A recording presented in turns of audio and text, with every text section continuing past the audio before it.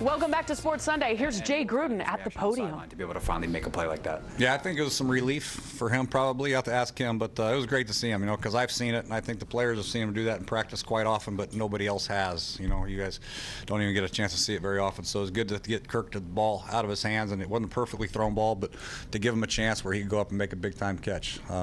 Hopefully we'll get more of that, but it's great to see, man. I'm happy for Josh, happy that Kirk threw it. Jay, you've been mentioning that you felt like the passing game was coming along. I mean, just what did you like about what you saw and the efficiency and the explosiveness today? I liked a lot. You can look at the yards and say, obviously, you like the yards and the percentage, completion percentage, but really I think there's some decisions that Kirk made that was equally as impressive. They're not forcing the ball, running the ball when we had a couple bad looks, protecting the football. We had 3rd down and 5. He ran it. We kicked a field goal, go up 17. He could have forced it in there, made a bad decision. I think he really managed the game, perfectly. Made some big-time throws. Receivers made some plays for him. So all around, I was very impressed with the entire offense moving the ball.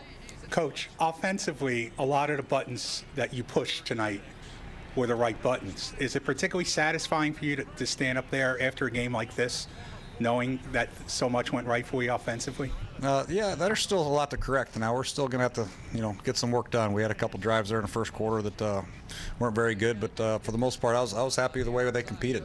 We were backed up. We had some great situational work, some red zone work. We still have to get better at, but been very impressed with our offense. But really, our defense gave us so many opportunities. I mean, we had turnovers, good field position, so it goes hand in hand.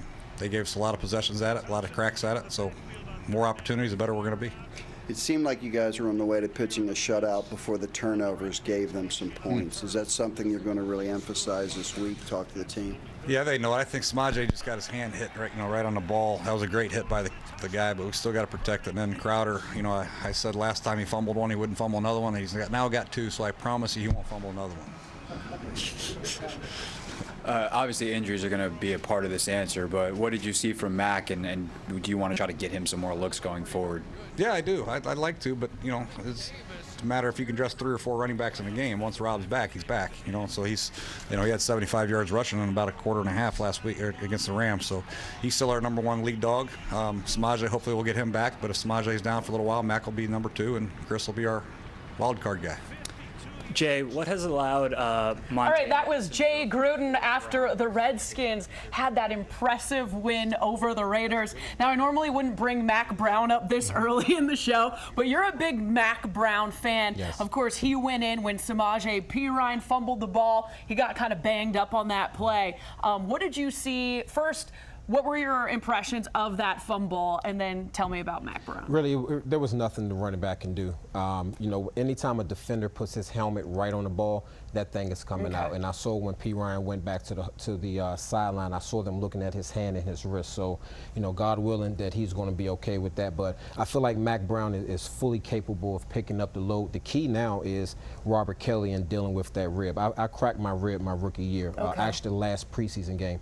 You can play with it, but it's very painful. And the things that you have to put there to protect your rib, extra padding, forces the ball to come out some. So this is going to be an ongoing issue. Then how long do you expect, maybe just from your experience, that he might be dealing with this? If he's playing this upcoming week against the Chiefs, if he can get through that game where he doesn't take any shots on it, with the bye week coming up after that, I think maybe a game or 2 after the bye week he should be pretty healthy. All right.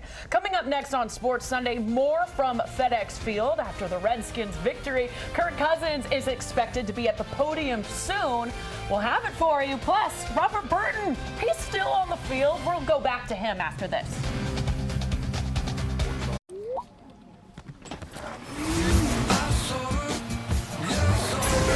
Level up with the brand new Nissan Rogue Sport with automatic emergency braking that could stop for you.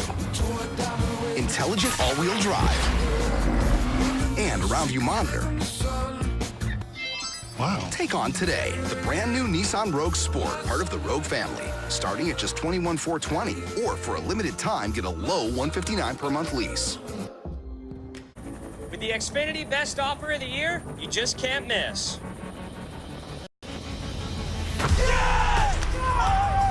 You get epic internet and Wi-Fi. X1 with built-in Netflix.